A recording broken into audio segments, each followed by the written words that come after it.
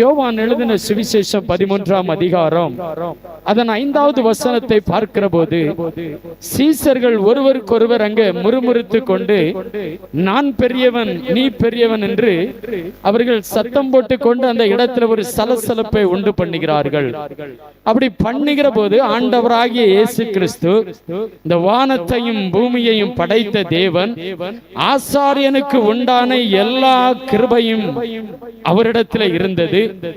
இந்த உலகத்தில் இருக்கிற ஒரு மேன்மையான மனுஷனுடைய எல்லா குணாசிதயங்களும் அவரிடத்தில் இருந்தது. ஆனாலும் அவர் அந்த பவரை பயன்படுத்தவில்லை. மாறாக அதுல நாம் பார்க்கும்போது தன் அறையிலே கட்டி கொண்ட சீலையை அவர் கழற்றி ஒரு தண்ணீர் இருக்கிற பாத்திரத்தில் அந்த சீலையை அவர் நனைத்து சீசர்களின் கால்களை துடைக்க தொடங்கினார்.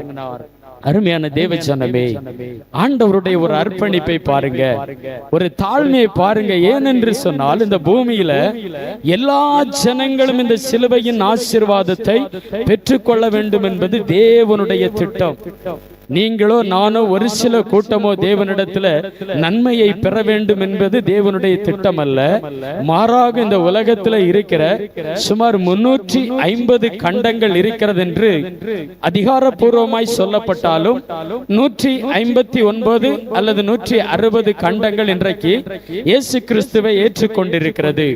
இந்த இயேசு கிறிஸ்துவை ஏற்றுக்கொண்ட ஜனங்கள் மாத்திரமல்ல, கைவிடப்பட்டிருக்கிற மற்ற 139 கண்டத்தில் இருக்கிற ஜனங்களும் ஆண்டவராகிய இயேசு கிறிஸ்து யார் என்பதை தெரிந்து கொள்ள வேண்டும் என்பதே தேவனுடைய திட்டமாயிருந்தது.